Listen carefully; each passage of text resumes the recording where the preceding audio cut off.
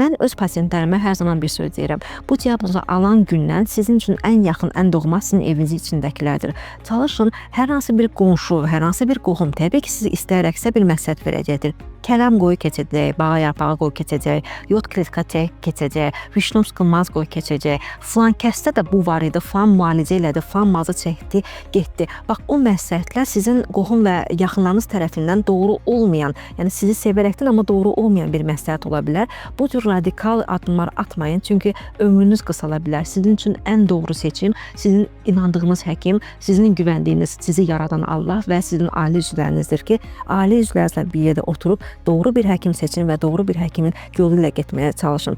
Öz pasientlərimə hər zaman bir söz deyirəm. Bir müddət ərzində imkan varsa toya da, yasa da getməyin. Bunu nə üçün deyirəm? Çünki ilk dəfə bu diaqnozu almış xəstələr hər kəsin diqqətinin onun üzərində olduğunu düşünürlər. Hətta bir toyda, bir yasda kimsə bəlkə oturub orada pıçıldaşırsa da, başqa bir mövzuda təsadüfən gözü sizə təmas edərkən pıçıldaşırsa, siz düşünürsünüz ki, bu mənim haqqımda danışır, mənə yazığı gəlir danışır, mənim haqqımda pıçıldaşır. Yəqin mən çox iyi becərəm, bəlkə saçım tökülübsə də, kipim tökülübsə də, dırnağım yoxdursa da daha çox pis görünürəm. Mən daha çox diqqət çəkirəm. Bax, bunlar sizə qarşı negativ yüklənməsin deyənə bir müddət imkan varsa heç toylara belə getməyin, yaslara belə getməyin. Çünki yaslarda aldığınız mənfi enerji, mənfi yük sizi daha da belə deyək, enerjinizi mənfi depolayacaqdır. Sizin sağlamlığınızın əleyhinə olacaqdır.